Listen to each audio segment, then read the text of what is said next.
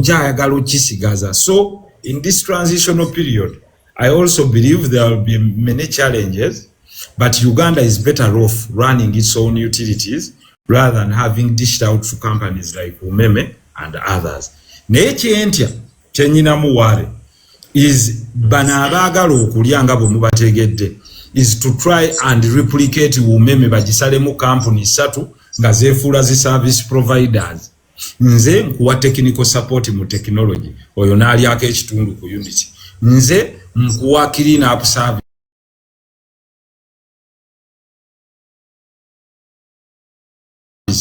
Nze nkuwa when you hand back things to government and mainly government erimu abantu abali at times greedy abatatunulira national interest first.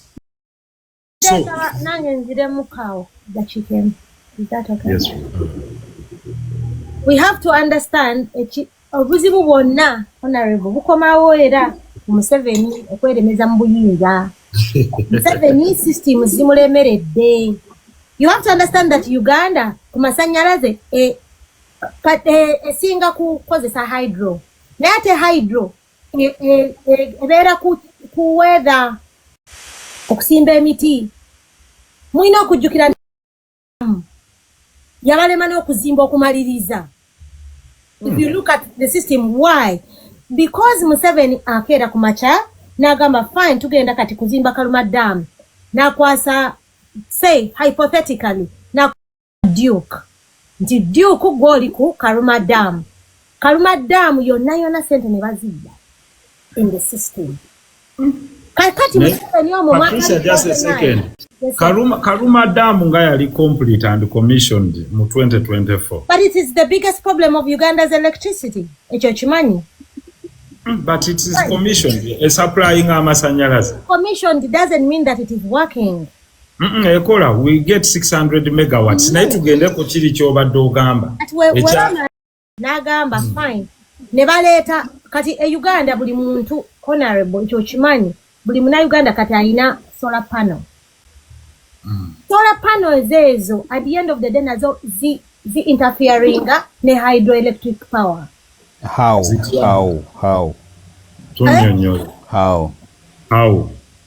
Kati, let me give you the best example. Buli muntu wanagamba nti nze nina my own solar panel. That means you cannot be paying for Umeme. That means Umeme. How does it interfere? What is a Duke? Kitegeeza nti system hydropower inokubeera ngeri ngaba eri serviced. Any company to run smoothly yetaga sente. Naye abantu if they're not paying money nga Umeme abantu tebakyamukozesa, how are they going to run the hydroelectric power? It is going to be nga biru bagiteekenda okunze. Ebajja giteeka kuggwa gikozesa kati. I'll give you the last example. Abantu bonna bali mu kwesimira amazzi. By the end of the day, for 10 years from now, there's going to be a problem with water in Uganda. After everybody has made their own water, those people who cannot afford the kwesimira, they will not get the proper service because the eriba genda gidizatinga. It's a problem of Museveni. Era byonna okutya tololeramu. Nti Museveni system zimulemye okutereza. Nga gwe tulina okugalamiza afuna obuswanyu bwonna bugenda wansi. Ekyamazzi ayogeddeko ekyo ekyamazzi wokitunuliramu eyo perspective kisobola making a sense because abantu abasinga basima amazzi dios okitegeera kati ffe abarent nga tubeera ku za apartments okitegeera nze tulina ennyumba eri ewaka ng'amazzi gatuuka n'emitwalo 25 nga biru tebagikuwa nga tebannagasalako dios omanyi kati bakusalako amazzi ku mitwalo 2 nga bakubanja emitwalo 2 ne bakusalako amazzi at 20,000. Liam, what is your point in this? Sikitegera kyogamba. That Liam kyebanyonyola honorable. Tebalina kusima boreholes. I don't know. No, si kusima borehole. Naye buli household, buli muntu alina ettaka wanagenda nga asima amazzi okuva wansi. Okitegeera. Bade negenda tu abantu igenda ku affecting a climate. Bade negenda kudda ku bantu batasobola sima amazzi. Ne global. Just a second. Patricia.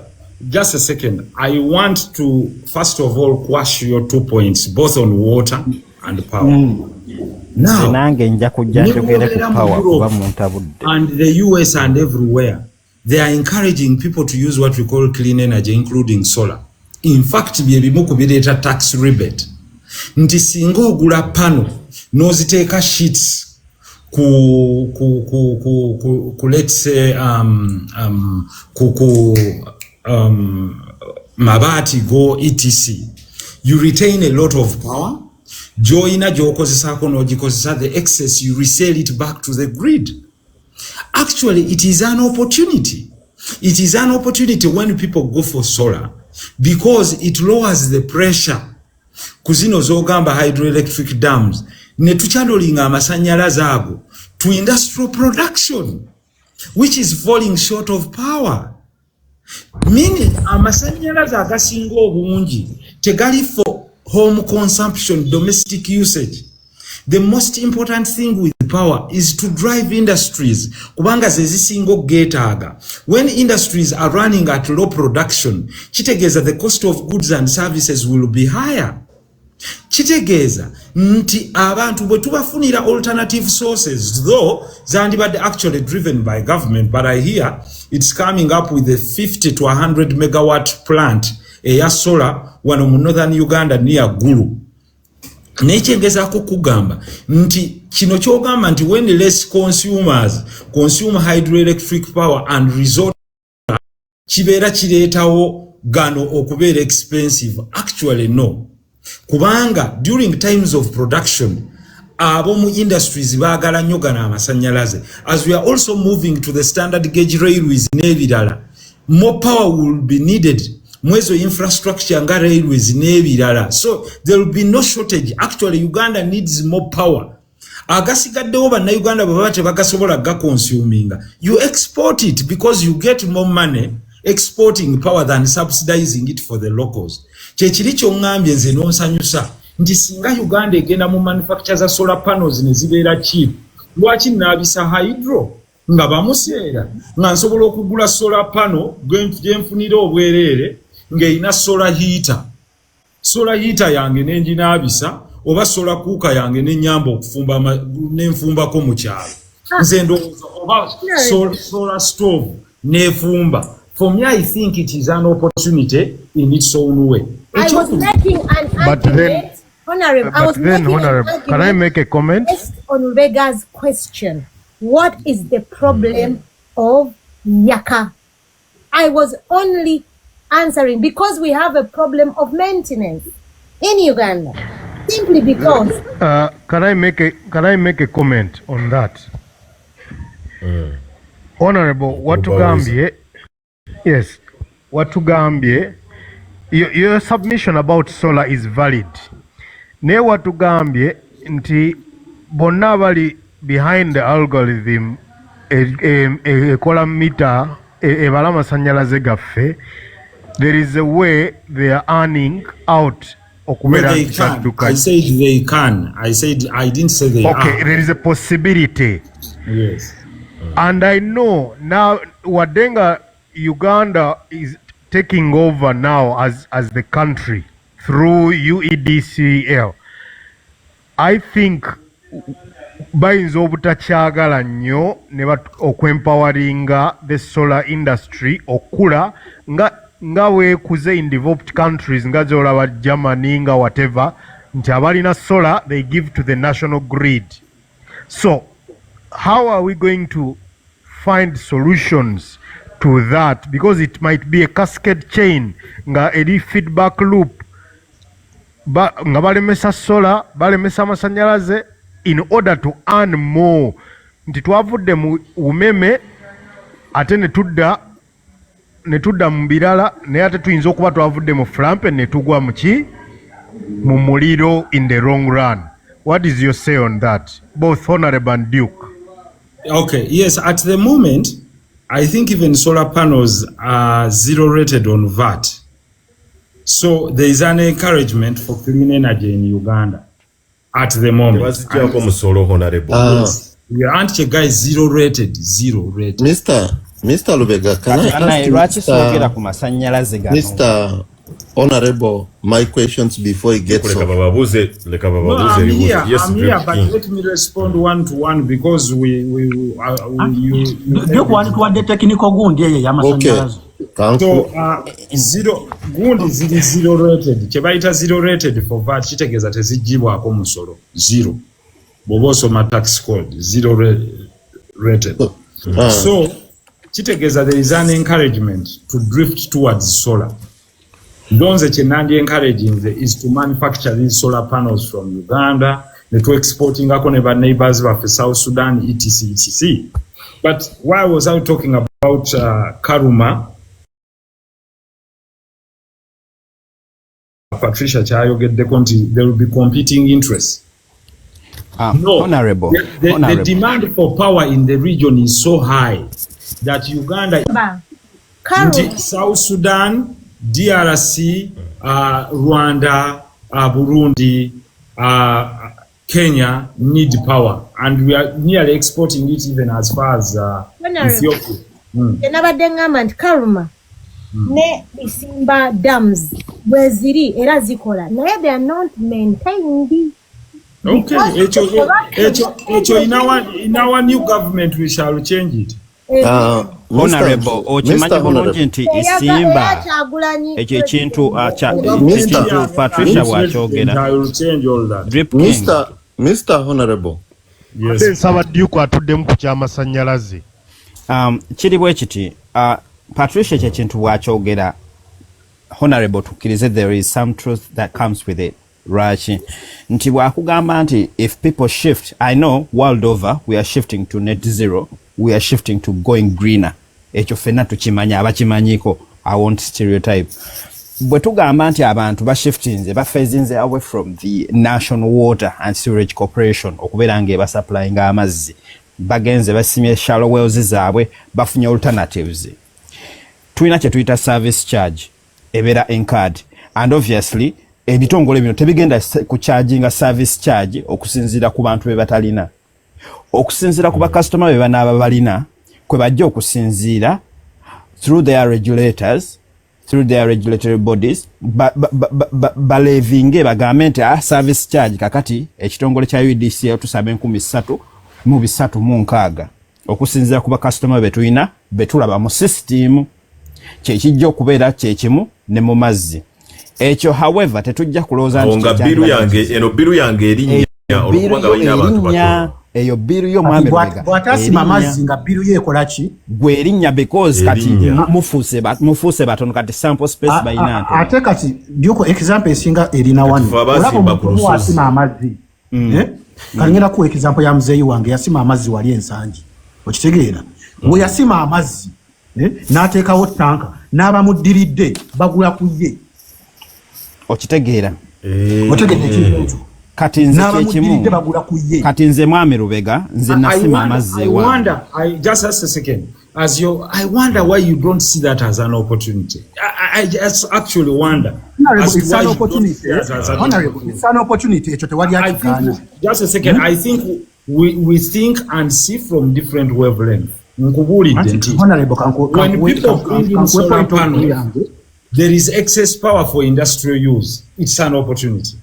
If people abandon this, service Honorable, we are a baby country. We are still building the country. Honorable, we want taxes. We want money to build a country. Yes. We cannot continuously borrow money. Yet we have things. Producing a Honorable, yes,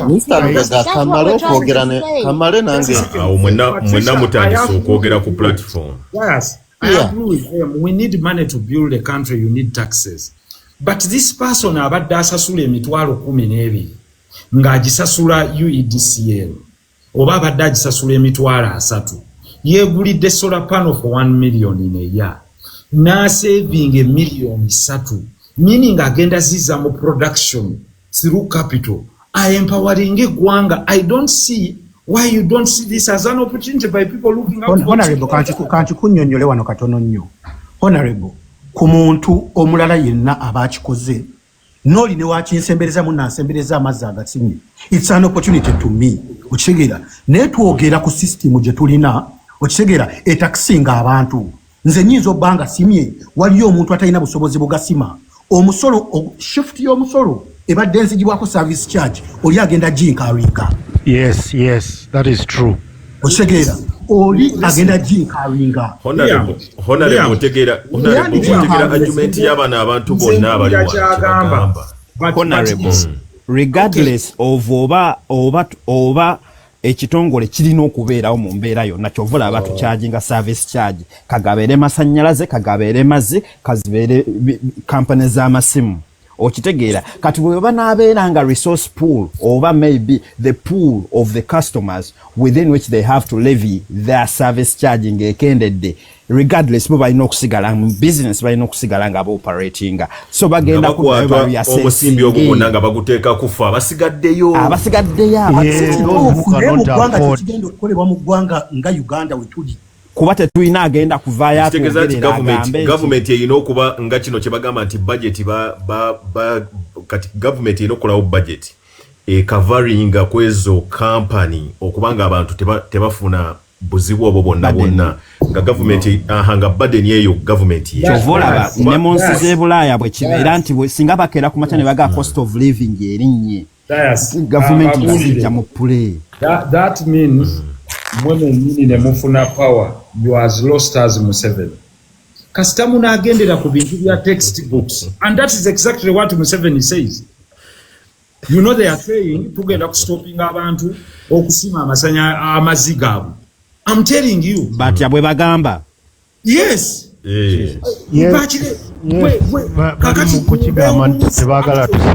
My argument has always been, and it will always be the following. For as long as your water is expensive, people will go for cheap alternatives. Therefore, mukino kyekino kyegamba nti singa nze nagambako wano nembaga ekintu kimu. Abasasula olwaleero mu National Water, which is a government-owned company. National Water collects less than 25 billion per month. Kubanga abagaliko bali around 600,000. Naye ate singa National Water ekendeeza biiru negamba nti abantu basasule emitwalo 3 oba 5 abali mu urban centers oba 3, you will find nti abagenda okweyongera ku mazzi ago nga bagalaba ga layisi oli n'amanya nti nsasula emitwalo 4 oba 36 omwaka flat fee bagenda kweyongeza bagende mu bantu households 5 million. If 5 million households have water because it's cheap, kitegeeza bajja kuba shifting okuva ku mitwalo 6 bagende ku 5 million because of the cost of water. Tomalo ofune namu basasule service charge ofune abantu ekibasimisa amazzi is because the cost is high and it's not affordable. And it's not affordable. So reason is no gambe emitwalo 3 times 5 million people, you will get how much? About, let's say, how many billions? Much more billions. If we use a simple calculator, let's say Mr. Luvega. 10 million households embraced water. Mr. Luvega. Honorable. At a cost. Can I speak, please? Honorable, just a question to the Honorable. Tembuza, is there a system in Uganda? Yetegera besimira amazi. Does the government benefit from it in one way or another? Let me give you the best example. Babade tebafuna licenses. What at the country? Because Honorable, you know, kujukira, we are still a baby country. A baby country that is borrowing money, a baby country that is always living almost 0% of their living. GDP ya Uganda chali wansi. Much of national literally to chali wansi. We need to build a country. Ngatukosa all we have as a country, because we do have a lot. Na yo ino kujukira nti na amazago getusima kagenda ku producing ekeya at some point. O inako cho chitu no leader. You have to look far, not to na Patricia. Amaziga na abantu ge basima bagakozesa ne bagazaayo. Tewali kye yabagakozesa ne ba flashing mu toilets ne bagenda mu sink ne gaddayo down the poor. dayo mu myala mu ntobazi muki bannaye kati mwami Lubega nze kambeko kyenyinyonnyola Honorable bwe muba musobola okubeera nga mugenda ne auditing systems za UDC linda Duke wamala nga drip king ojja kale Honorable ndikawulirize taata oyogedde ku kya back office Honorable nno bw'okola live olina okuyita abantu bakubuuza ebibuuzo bino kuba I'm as confused as people ebibuuzo bye bakubuuza ano naddala ku ky'amasannyalaze we twataddeko wano 13,000 nabadde enkoko nga tennajja amasannyalaze ne gashatinga down. Honorable amasannyalaze amazzi enguudo ebyensoma wayogedde ku kya back office wayogedde ku kya systems ekyokubeera nga tuli mu transitional period okubeera nga ekitongole kya umeme handing over to EDC.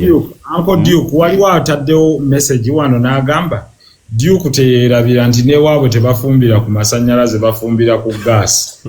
So we must find a way for liquefied gas okubeera cheap. Nze kanjo By the way nze njagala obabulira ebintu ebiri positive abantu abali ebweru bw'oba oyina famire yo kano kankayiseewo katono nnyo muteese kayiseewo kakati nze ebyo byonna we nalabye ezo challenges bw'oba oyina famire yo wano mu Uganda nga kuliko omuntu alina endagamuntu bagende wa chairman bewandiise bagaba gaasi ez'obwereere kakati atoga waliwo agambye gavumenti terina kyekoze. Let me tell you bw'oyogeza obusungu obungi oyinza okwekanga kati Duke yatandise okwogera achievement. Kati mwami yo gaasi ez'obwereere ejja kuyamba kufumba ebijanjaalo. Dayasi soko kiddemu gavumenti yakoze eki? Duke mbadde nsaba mpiseewo akantu kange olyoka okwata omuzindalo bulungi nga kale yo isaawa obuzibu oyisaawo obuntu bungi kamukokka kale kayiseewo bannange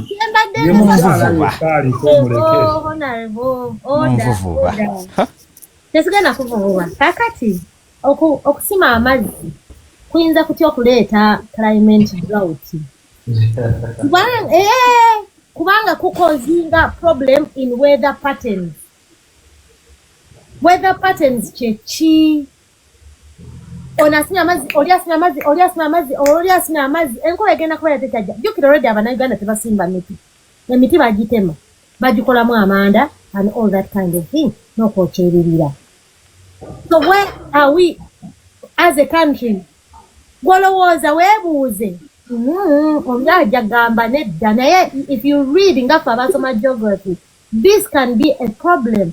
So it has to be also curbed to an extent. It doesn't mean that it's a bad thing, but it needs curbing. The government needs to look through these things before they allow everybody to do whatever they want. Honorable, oyagala kufuuka president. Ekyo kimanyi nti ensi toyinza gireka buli emu kutambula buli omu nga kyayagala. Buli omu akole kyayagala. Wogenda okubireka era bigenda kukyanka. You're a man of a home. Can you say that abana bange etoke bagende bakone ku ndongo bayige bulungi bajja kukoona bajja kudda? After all they come back at home. You have to curb the family and put them together. What we're trying to say is Museveni nga president ensi yagivaako bwe mukyasanga kyeyekunda ekinayamba n'ekitayamba tetukyakimanyi. Ndi kukwata omukyawa njagala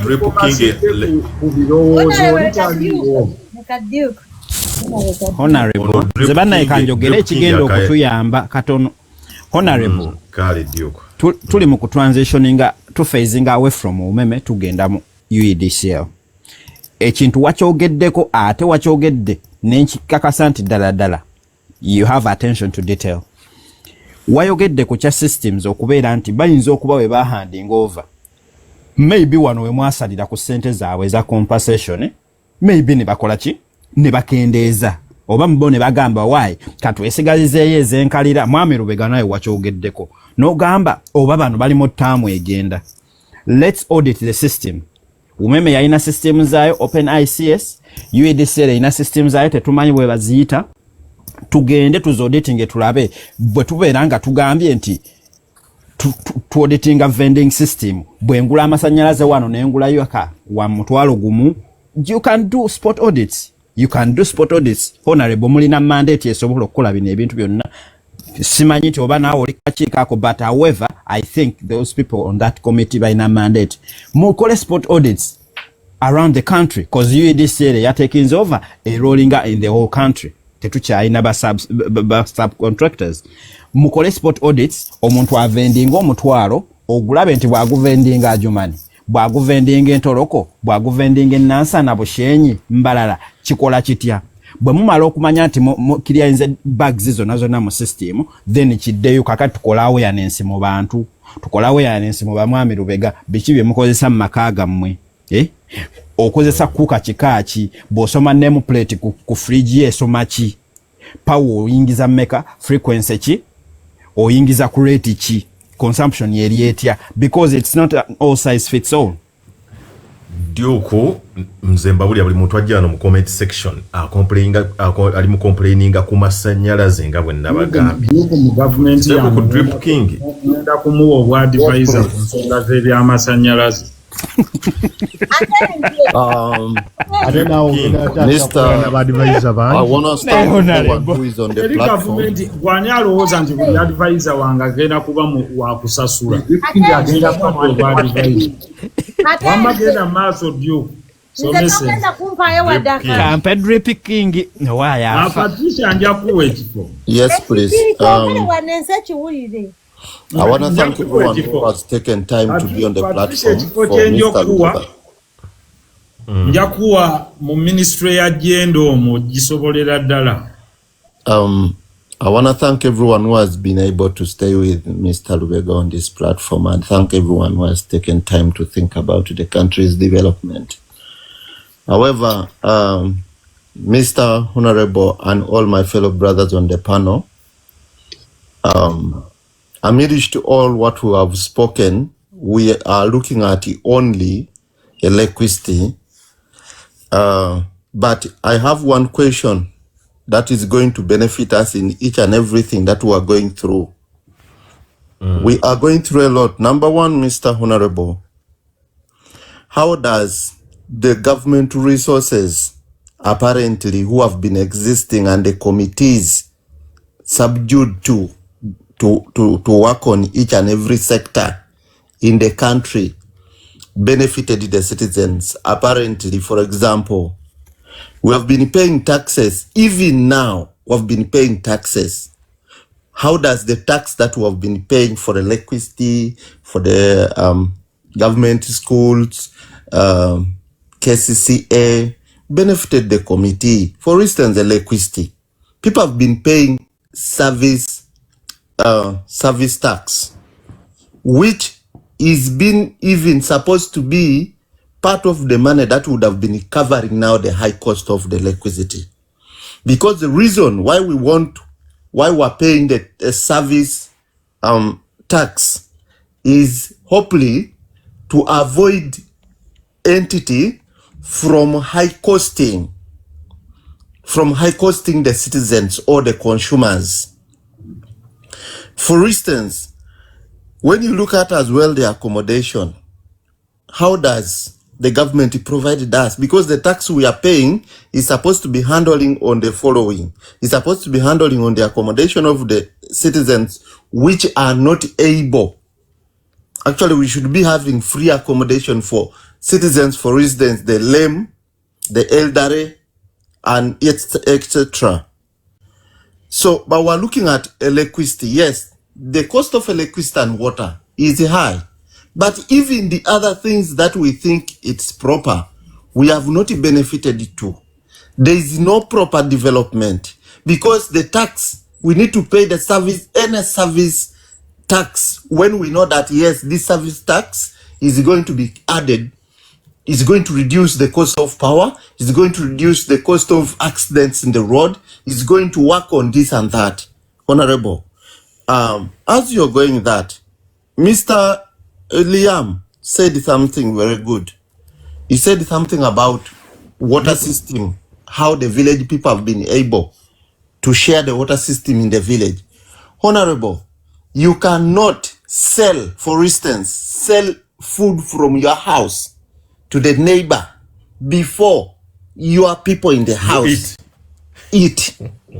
Yes, you are happy to make the neighbors very happy when your own children are dying at home. So even when we are the best transporters of electricity in East Africa, your people are still living in darkness in Soroti, in Mbale, down in the villages. They are dying. They fall on the trenches because of dark roads. Even the cars get accidents because they see sudden crossing of animals, because the driver is not able to see clearly what is crossing on the way. So there is no way you are going to oppress the citizens to pay for taxes, or even just to expect them to be involved in government services, for instance, water, electricity, communication services, and etc. When they are not benefiting, what are we going to do, Honorable? Me, I hope we would do the following.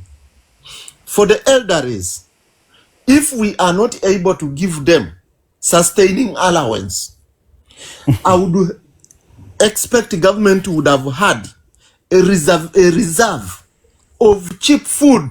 For instance, when you go to some countries, they have charity shops. Abakadde babawe emitwalo ebiri.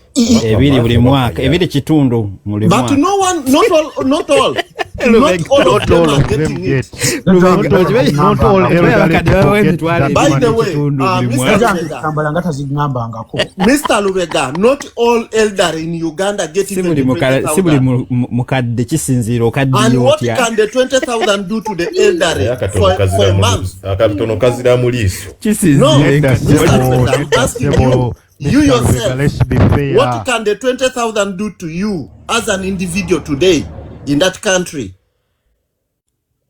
So, I would expect the reserves. Government would have built for us the reserves or the charity shops where people can drop in.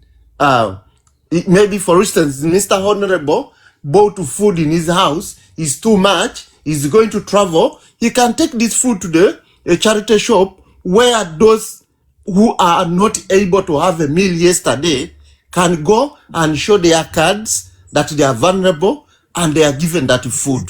That's one. We would be having, as citizens, it is a must. The government must have accommodation, either paid accommodation but reduced.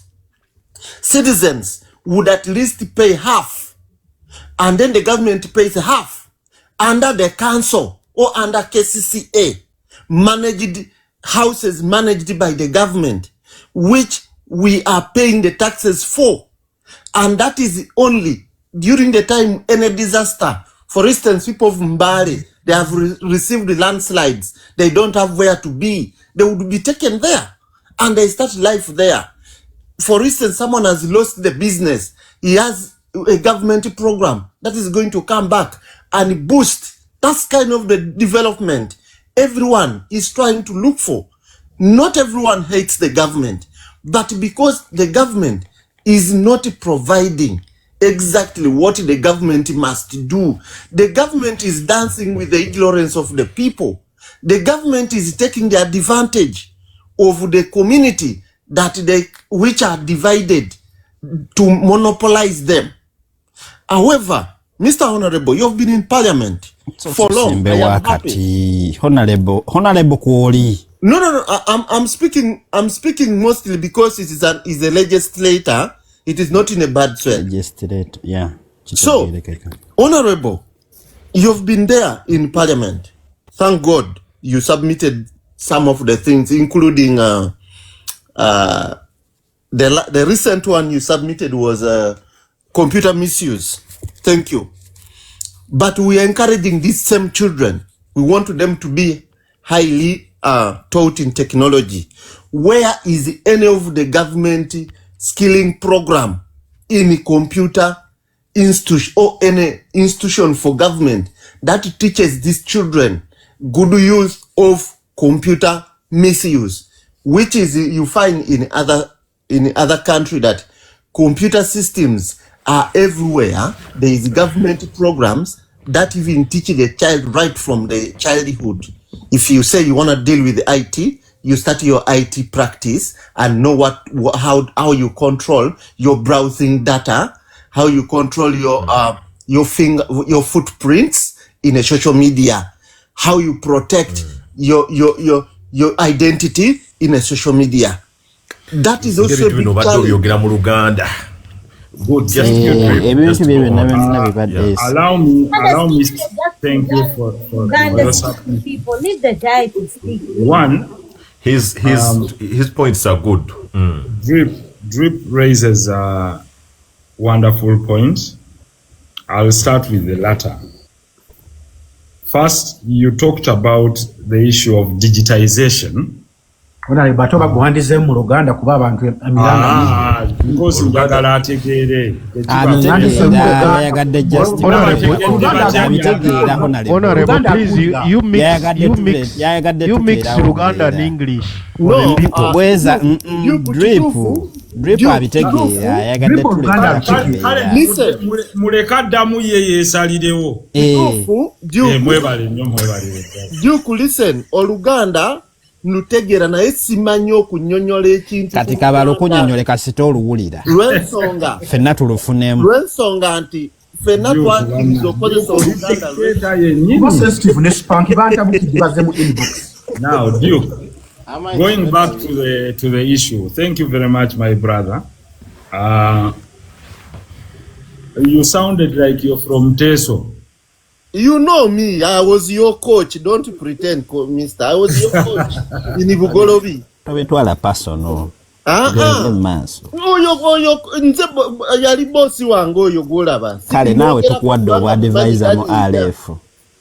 Agenda kubeera nyo Drip King is not a name. Now, okay, thank you very much. I would like to appreciate you. Ekirungi Oluganda oluwulira. But for the benefit, I'll mix it. Okay. So that we all get the benefit of understanding one another. Now, you talked about 3 pertinent issues in summary. But I'll start with the latter, Chosembezai. The issue of digitization. Of course, the world is on a digital footprint, and everyone that will be left behind will be a joker in the centuries that are going to come. So, the more we abandon it, the more we are in danger. There, I agree with you 100%. We moved the motion in the floor of Parliament to remove taxes on all digital items that are about 5 years old, mainly the basic ones that do computing, so that everyone can appreciate them and we get them extended to all schools, including UPE schools and others, so that they become a mandatory web print for people and young people to do their education. Now, secondly, you talked about the issue of the elderly, how countries would take care of the elderly. Of course, I agree with you. The age was put at 80. It was lowered. It was lowered to 60, but that money is not enough given the inflationary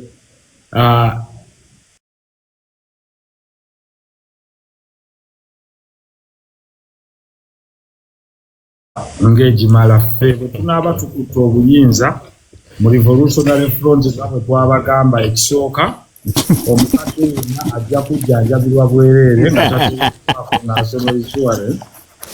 Naye ekyokubiri, Drip King, we can assure you that we improve that money to go to at least 250,000 for the beginning, and later when the economy grows to be robust, tuongere okubawa through their social security as a reward for having been taxpayers for such a long time, okubeera nga tubawa at least emitwalo 3 mu musamba $100. Food stamps, for food stamps zobadde oyogerako from charity shops, it's a good idea.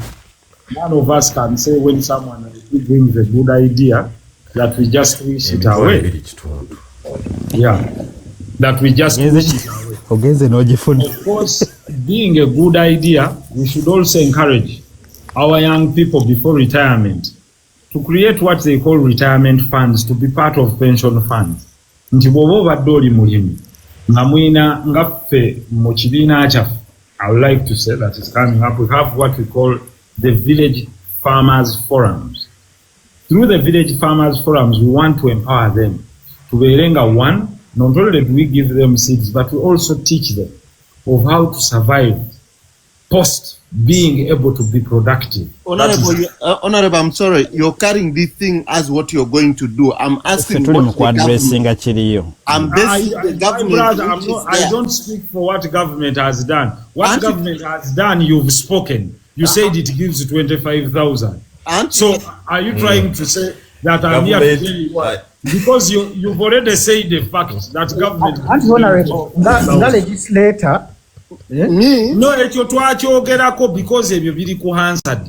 Nabyogerako that it's not enough. But now you cannot change it because the current government has the majority and it has its budgetary agenda. Honorable, I was not asking you I was not telling this to you what you're going to come and do.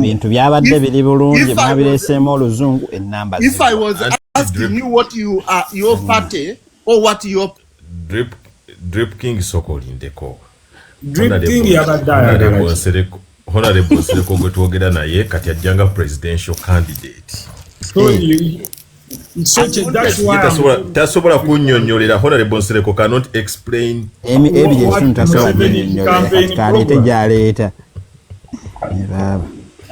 No President Museveni.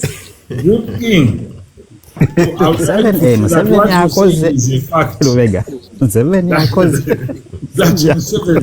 Gives 25,000 shillings. I'm saying our government will multiply it and give 250,000 for the beginning. Egenda kwongerako ziremu mu ntandikwa. So ffe tukuwadde solution. Tumanyi Muganda waffe yekikyabadde. Kaakati ayogedde ku kya budget nti bawa omusolo naye tebagulaba. Government eri mu buyinza, the government in power is the one that formulates the budget. That is why even when you see in different democracies like UK, US, the budget is an instrument presented by the government. He who owns power presents their budget.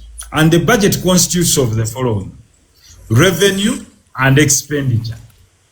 Even if it's your budget at home, enyingiza n'ensaasanya. Kakati bano bakuwa nti tugenda kujjako omusolo bwe tuti tufulumye bwe tuti. Kakati boyina okubuuza nti mukoze eki mu myaka gino 5 kuba budget ya government eri mu buyinza.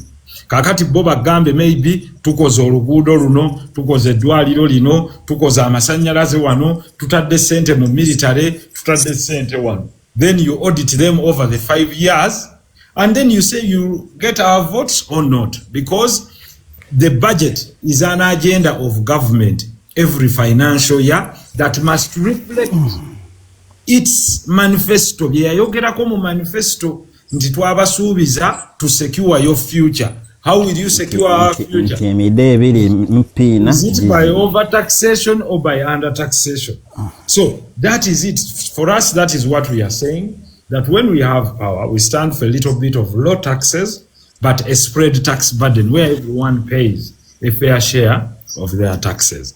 That is why we have to listen more to the agendas of all political candidates, because it makes you get an informed decision as to where you have to cast your vote. The issue of electricity, you're right. The first thing I said is we must do everything possible to lower the cost of power for our ordinary person. That's what you found Duke discussing for you. I don't think you gave him enough attention. And that's why I now therefore appoint Duke as my advisor in charge of Masanyarazi. Because wakimanyi ate yesooddeyo okujja wano kakati obwadvisor muwadde. Therefore, in our government, when we identify talent, we position it where it deserves to be, and we shall be. So you identified the talent in Duke. Yeah, Duke. Yes, Duke is knowledgeable about power. So you can be a good advisor okumbulira. Nabasanga ku live yenga babinnyonnyola. Your Excellency, but of course, for me the biggest alternative that I want is making naddala kufumba kuba abantu kwe batema emiti is to make the following cheap. One, solar for lighting, make it as cheap as possible. Introduce our own factory owned by Ugandans to manufacture solar panels from this country. That is one. Secondly, remove all taxes on liquefied gas. Because liquefied gas are near one of Tanzania and Mozambique. So we can come into agreements, creating a pipeline from Mozambique or from Tanzania, liquefied gas, ali finished product, najja wano, nga teyetaaga na kuyita ku luguudo, ne saving ebibira byaffe, nga osobola okukozesa gas wa mutwalo gumu, omwezi gwonna n'ofumba, n'osobola okusurvivinga. So those are the options I can give you. Naye ebyo byonna Duke ajja kuba muwaluzi wange ku Honorable Didako Duke katono njagala babuuza. Didako Duke nekino kidde mu lumu. Waliwo omuntu yazze wano n'awandiika n'agamba nti gavumenti ewa abantu gas naye balina ozirefilinganga mu gas nti kiri more expensive omuntu ng'akozesa gas okusinga amasannyalaze. Naye nze kati omuntu ali wano eno nja bagamba nti bw'oteekako amasannyalaze ga 13 tegasobola kufumba bijanja. Ekyo ngenda kitemaatema kuba byonna mbikozesezzaako era mbimanyi. Kiri bwe kiti gas ali very cheaper okitegeera lwakubanga abantu bagenda ne balowooza nti wabbeeyi. Amasannyalaze njagala mutunuulire ekitongole ekya umeme we kyali tekinnagenda kyaleeta cooking tariff.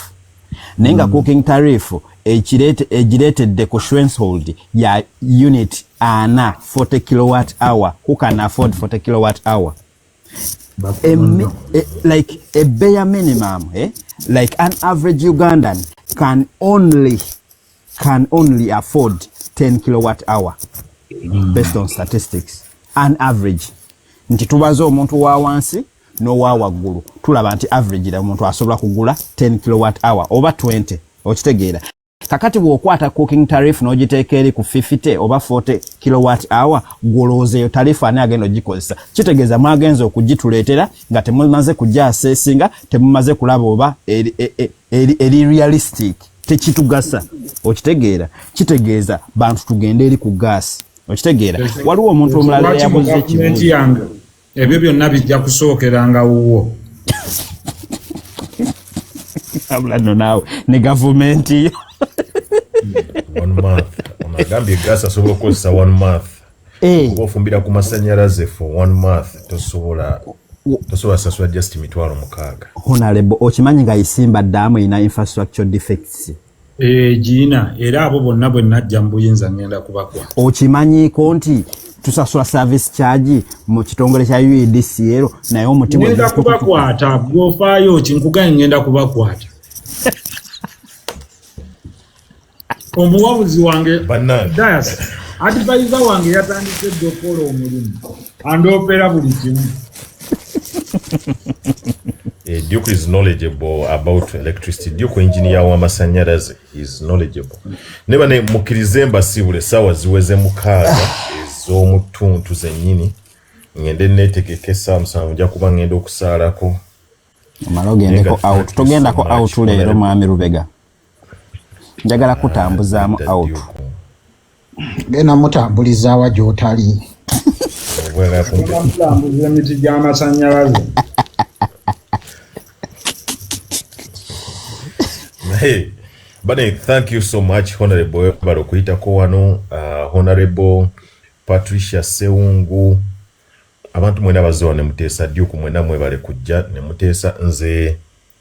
Omanyi wetuva mu bintu by'ogamba nti abantu bayomba buyombi ku zino platform. Nene muwanyisiganya amagezi. Nze mbadde so confused nti nze nasanga Duke ng'akoze live nga boogera seriously ku bintu by'amasannyalaze ne ngamba that is none of my business. Ngabwecho ngamba that is none of my business. Nabagamba simanyi kino ekitongole kyatuse ne kidda mu kino. Omajja kiro zaako Aduke tewerali obwadvisor bwange wabufunye dda.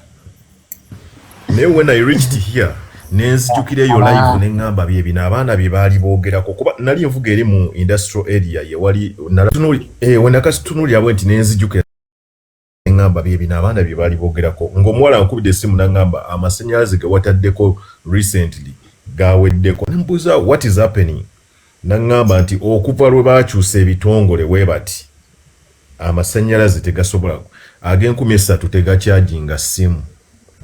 Naye olaba ne mu Europe we mubeera oyo gas ali heavily subsidized ava mu Russia ne Ukraine. Heavily kuba ava Russia na Ukraine.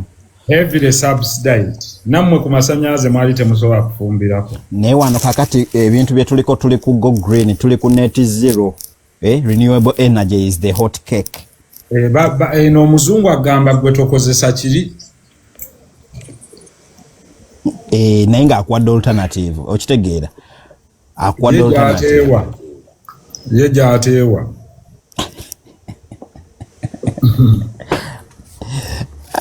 Bannayikamba siibule, thank you so much. Omanyi amasannyalaze Duke agali cheapest. Si bwe kiri? Naye omuzungu takukkiriza gakola. Galiko envumbo. Kuba bw'onookozesa nuclear energy yadde eri cheap. Kitegeeza ye bizinesi ze zijja kuba zigudde. Bw'ova olaba nti agaba looni za hydro ezo World Bank ezigaba naye gwe gendayo mujje munkolere nuclear. Naye nze bwe nali mu primary mbadde nerabidde bagamba ekintu kino kale ebimu bannayuganda bye twebuuza nze bwe nali mu primary ewaka twali tetulina masannyalaze era nasoma ewaka paka senior 6 nga sirabye ku masannyalaze ng'ebitabo mbisomera ku kando kumpi wano Kagoma ewa Haji Simbu ono muganda wa Gundi wa Haji Kigundu ono w'okulonda wa Kagoma ku nyumba ya Gundi o President Paulo Muwanga eyo opposite we twali tubeera nga temulina masannyalaze. Muzeeyi waffe yali just stubborn teyagateekawo waka. Okay. Naye nga we nali nsoma ku primary school nabuuzanga ku ssomero ne ngamba lwaki amasannyalaze gavaako e Uganda tuba n'amasannyalaze biki omusomesa n'agamba for international relations okulaba nga Uganda naye esobola okusuubula ne Kenya nti Kenya etugondezeemu mu misolo bintu byaffe biyita Kenya tebalina bo masannyalaze ge tulina kati tulina okuba nga naffe tubawa ku ekyo kye tukola ki kye tulina. That was the good reasoning just awuliranga honorable munnyonnyola abantu nti okubanga ne Kenya nayo erina kyetufunako okubanga nze omusomesa wange bwatangamba I don't think yali akuddamu mu ndowooza ya primary kyayo mu ndowooza ya kito but it gives more sense nga omuntu akyogera baamugoba dda n'abaana be yasomesa baagwa.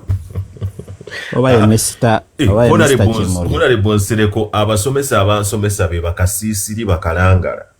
Asiisiri tayinza kubanga yakusomesa n'akuwa point eyo nti for international relations tekisoboka. Kasiisiri yansomesa ku Uganda Road Math tasobola. Nekati kalangala ne tonda be basomesa ebyo bintu omulaba mu byogererawo.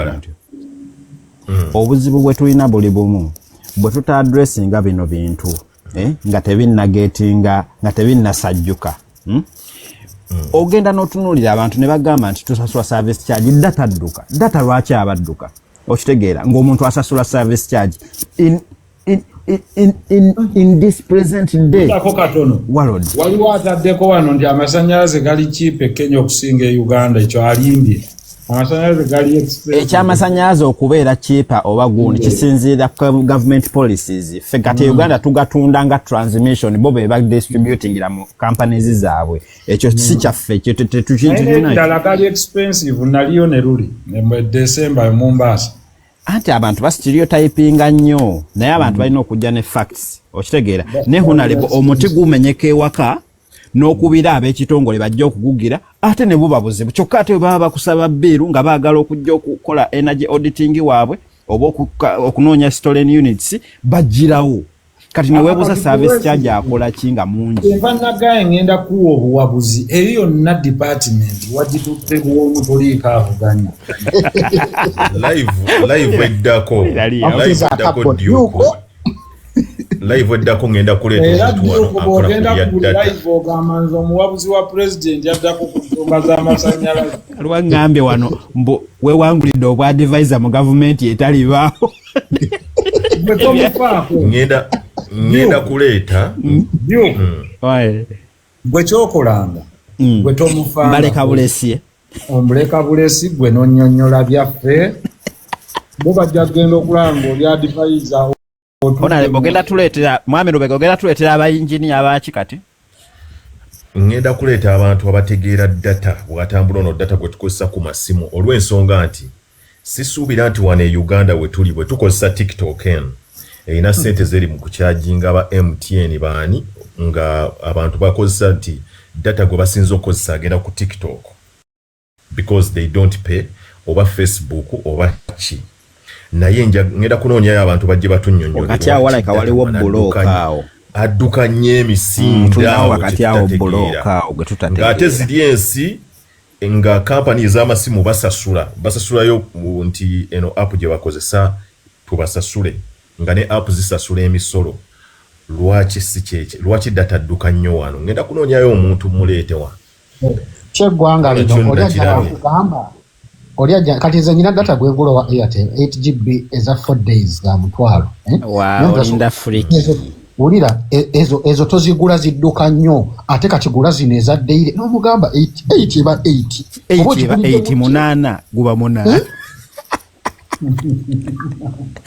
kiraba kyekiri Nsereko yakibagambye wano n'abagamba gigo garbage in garbage out kati just omuntu akodinga na decodinga bwa manipulating input zentimo 2 times tunga agenda akugambye kuwe munana Africa jena afugibwa abatali bamanyi it is just garbage in garbage out go just agenda ku output nga kyekyo ebanga abakulembeze ba but decoding zemuki nze nkomya mubere bulungi ba ale honorable thank you assalamu alaikum wa rahmatullahi kati dia mogenda andikozeyo ka live jyo kwao